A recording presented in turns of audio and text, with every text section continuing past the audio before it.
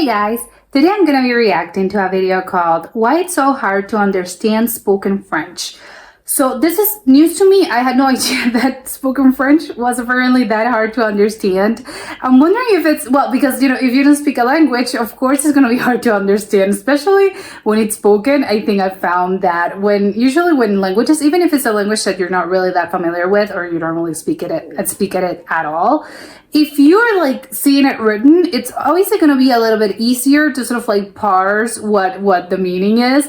You don't necessarily have to know exactly what it is, but I think by context clues, I think you can really do get far, especially if it's a language like that's a little bit similar to something that you speak of.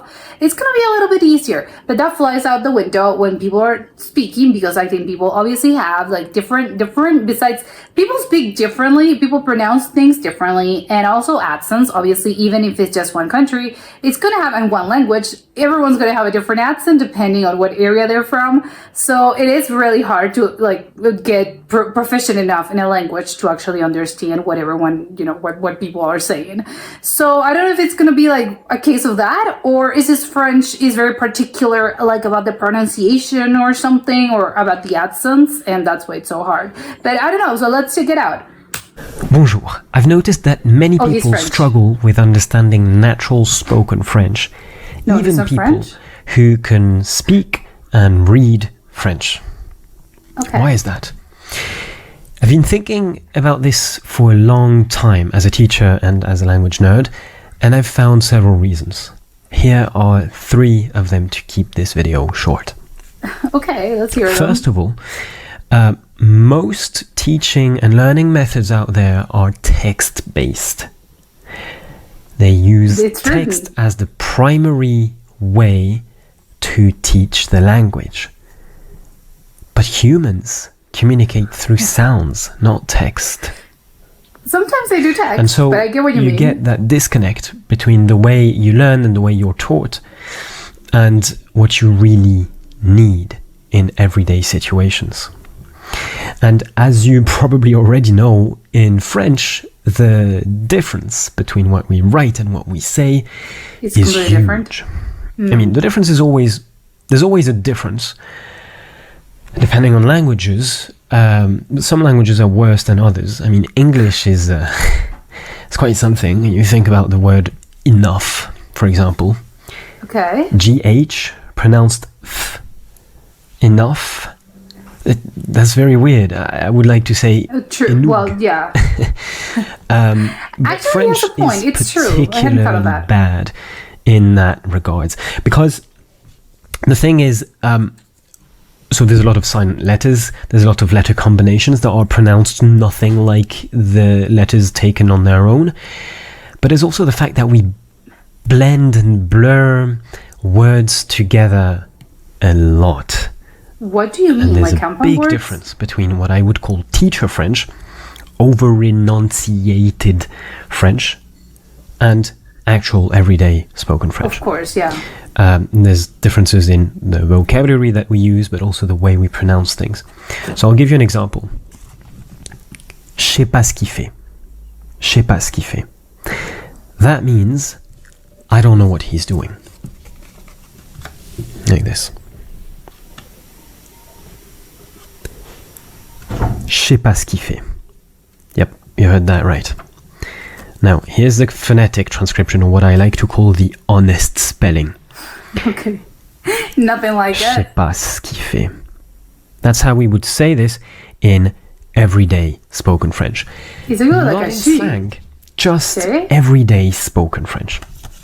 I'm not going to break this down here because that's not the point of the video, but it gives you an idea of the magnitude of the difference. So that's another reason why it can be so hard to understand spoken French. And lastly, there's something quite interesting about how, once again, text influences our perception of sounds and of speaking. There are spaces between words when we write, and that's very convenient because it means you know where words end and begin.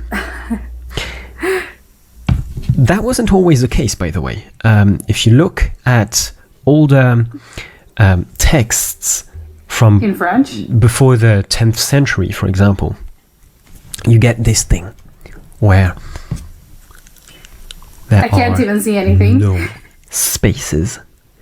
What is that? Is that gibberish? Can you What imagine is how difficult this must be to read, especially in a foreign language when you don't know all of the words? this? It's impossible. It's hard to know where words end and begin here. Well, guess what? Is that French? I don't know This what language is this. is how it feels to listen to spoken French. I get, or but to yeah, I any get what language it really, means. because the truth is there are no spaces between Spaces. words when we speak. There are no pauses. Yeah. We do not speak Like Like. that. this. Yeah. And so it means you have a continuous stream of foreign sounds thrown at you. And your brain has to do the cutting itself. It has Yeah. to determine where words end and begin. It has to make guesses. So that makes it all the more difficult.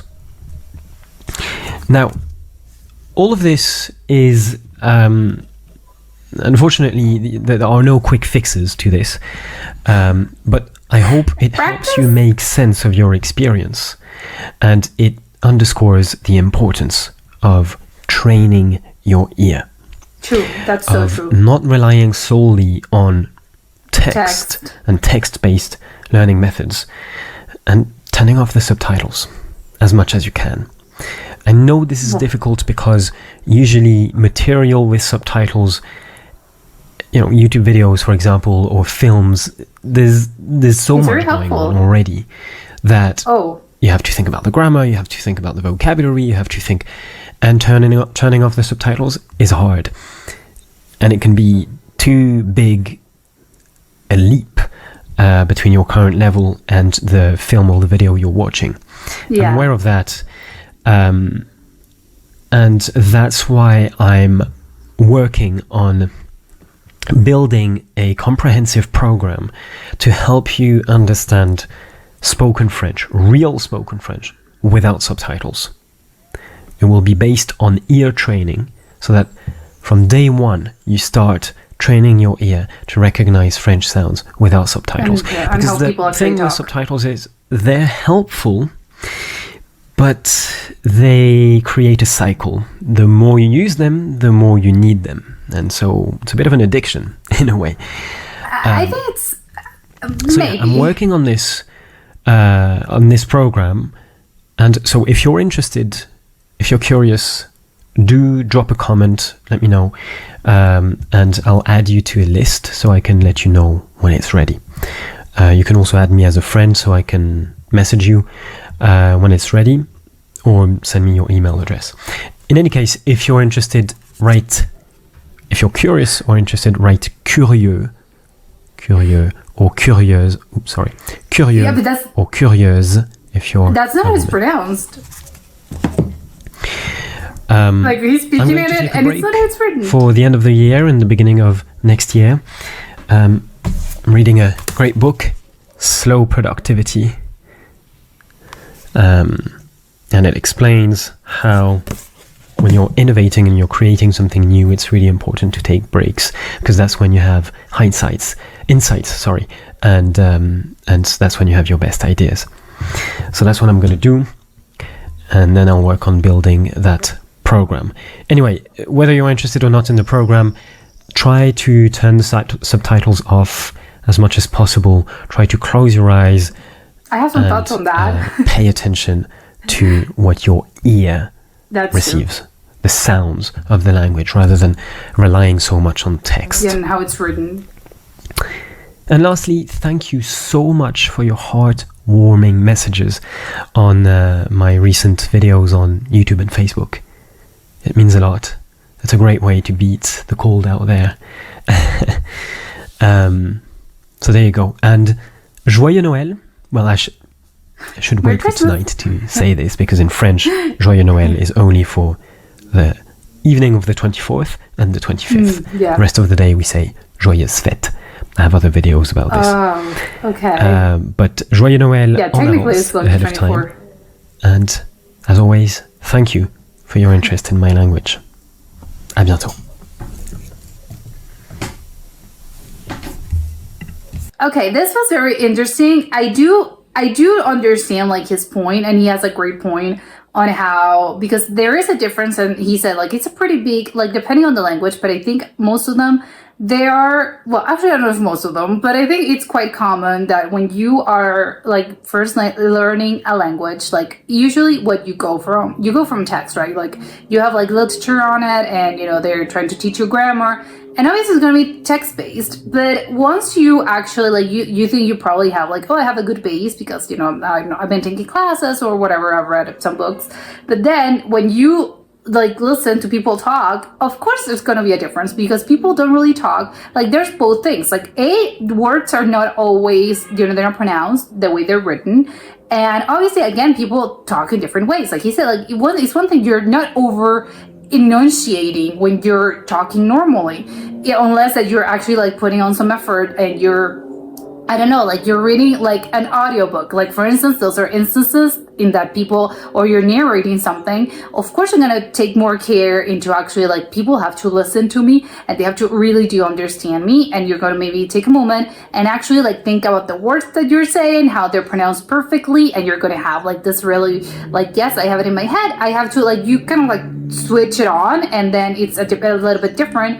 As in when you're just talking normally with people, you're just like talking normally, you're not gonna be like that worried about over pronouncing things or pronouncing them perfectly, because again you're just like talking normally. And so it is a pretty big difference, and obviously that's how you're going to be interacting with people. So obviously if you're just coming and you're talking to someone that's not really familiar with the language, of course they're going to be like, hey, can you slow it down? And that's also a thing. Most people do speak quite fast when they're talking normally. They tend to speak a little bit faster. Not everyone, but I think usually you kind of like tend to speak a little bit, you know, faster, instead of just like making the pause and being all like, well, hello, how are you? Like people are not going to talk like that. So it can be a little bit hard, and I get what he means by that. And you know, obviously, of course, if you're not that familiar with the language and you're just starting to, well, I'm starting to learn this, I'm starting to learn French, of course it's going to be a huge leap from just text-based and you're like, oh, I understand this perfectly. But then yeah, when you're starting to hear people, it's like, wait, hold on, what are you saying? It looks nothing like the text that I have here. So he makes some really good points, and I do agree that you really do have to start training your ear, because a lot of these things I think maybe you will like, oh my god, this is like the first time that I'm hearing about this, and it's gonna sound so weird to you that it's gonna be pretty easy to give up. But it's like, no, if you start training your ear like at the same time that you're maybe like, you know, studying the actual language as in like text-based, it's probably going to be, you're going to have an easier time, because it's going to be, yes, you know, my ear's getting used to it, because it's all about training. And I think a lot of it, I think it's a little bit like you have to train your brain. And it looks like so hard. Oh, they're speaking like something I don't understand. I think you really do understand it, but it just, again, it's more about like training your ear, training your brain, and it's more about getting used to the actual sounds and how they are, like this words sound like this. So I do agree on that part, that you really do, like you have to either, and it's not just French, I think any language, like it's some languages are probably harder than others, but usually you really do have to do both things at the same time. Both the text part and, you know, how it's written, like the grammatical rules and all of that, all the grammar, and also like how actually like how the words are sounding. But I do not know if I agree with the subtitle thing. Like he does say, you know, I think it really does depend, because there's gonna be like, if you don't know anything about a language, obviously I'm not gonna turn off the subtitles, I'm not gonna understand a word. But I think I know what he means of like, what once you have like a pretty good enough base, I think that maybe you're overly relying on subtitles, because maybe you're a little bit scared of, oh no, I'm not going to understand what they're saying. But it's like, no, sometimes I think you get to a point where it's like, no, you should be confident enough that you really do have the base to actually understand what they're saying. And it's more just about like training your ear, and that's it.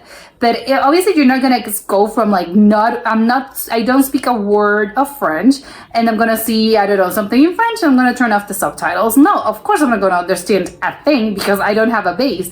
But once I think you've been studying a language for enough time that you actually like, you have to, you kind of have to like parse and see like, yes, I think I'm there already at the point that I can just turn off the subtitles and I'm able to understand what they're saying. But again, you need to have like some sort of base in order to like go from nothing to okay, actual subtitles that I'm turning off because I'm understanding perfectly. But it's not like, oh, I'm just not gonna listen to I'm not gonna turn on the subtitles ever because I understand. It's like, no, I think you really do have to be a little bit aware, but I think it could be easy to over rely on them, like he said, because it's like, oh, I don't think it creates a cycle, but I do think I can see why you would, maybe some people would get into like, oh, no, because I don't really understand what they're saying. It's like, yes, because there's a period of time you're gonna have to train your ear and it's gonna be a little bit like, oh, I don't really understand. But if you do it like a couple of times, your ear is gonna be like trained enough and your brain is going to be trained enough to a point that you're going to be able to understand because you already have that base. You've already like been studying this language for enough time that you're able to actually understand what they're saying. But again, you need to be aware of the fact that at some point, like if you're constantly like turning on the subtitles, because again, you're learning a language. It's like, yes, you're doing both like parallel. It's not gonna be like, oh, I don't know anything, I'm gonna turn it off. It's not gonna do anything. But if you've been studying something for quite a bit, I think you really do need to be like, okay, I'm not gonna over rely on them. I think they've been pretty helpful up to a certain point, but I think I'm at this point in my learning experience that I can just like turn them off and I can actually like understand what they're saying. So I do think like I agree on that part like a little bit with a caveat. It's like, yes, I think it really does depend, but I do think I can see why people, if you've been like so used to like seeing everything with subtitles, you don't want to turn them off because you're like, oh my god, no, I don't understand anything. No, it's like at some point it's like taking off the training wheels in a bike. Like at some point you're gonna have to like take them off because you already know the basics. Like you can go to the world, you can take off the training wheels. So it is a little bit, I think a little bit like that in like, yes, you know, it's to a certain point, but there comes up a moment in time, a moment in life, a moment in like in your experience that you have to like take off the subtitles, you know, enough. And at first, like probably the first time that you like turn on, you know, I don't know, a video, a film, whatever, and you turn off the subtitles, maybe it's going to be a little scary because you're like, oh my god, I don't understand anything. And you know, when you're listening to the words, you're like, ow, I'm blanking out, I don't know what they mean. But again, that's the part where you have to keep up with it, because I promise you know what they're saying, that your brain needs to actually absorb the sounds, the words, and how, oh, this word is actually pronounced like that, and it's going to be easier. Then again, that's why it helps you to actually, when you're studying like to text, actually listen to how the words sound and how people are talking. And that's why I think probably when you're probably like learning a new language, even though like you can get, obviously you can get classes, like you can go to classes, maybe obviously you can have material that is also like text-based and also like audio, but I think it's also helpful maybe like watch videos on, you know, people just in that language, because again, it's going to be more similar to how people are talking in real life, and not necessarily, you know, in an academic environment. It's going to be different because again, people are going to be overly pronouncing words in order for you to understand, but again, that's not real life. So I think maybe again, it comes to a point after you have already a little bit like, yes, I think I'm understanding some words, it's probably a good idea to actually like watch videos or just speak with people that already talk that language, that already speak that language, because it's going to be a little bit more of a like how they're speaking in their daily life, and you're going to get like a little bit more used to how people speak in that language, like how fast like the language is, and just again how they're actually pronouncing things in their daily life, and not just when you're overly pronouncing something in order for people to be able to understand you. But yes, this was very interesting, and yeah, I wanted to learn French now. I think I should probably take my own advice and just start learning French, because I think it's a beautiful language and it sounds very beautiful as well, you know, just audioly it sounds it sounds nice. Like I do think it's a very nice language. But that was it for today, and I'll see you next time. Bye.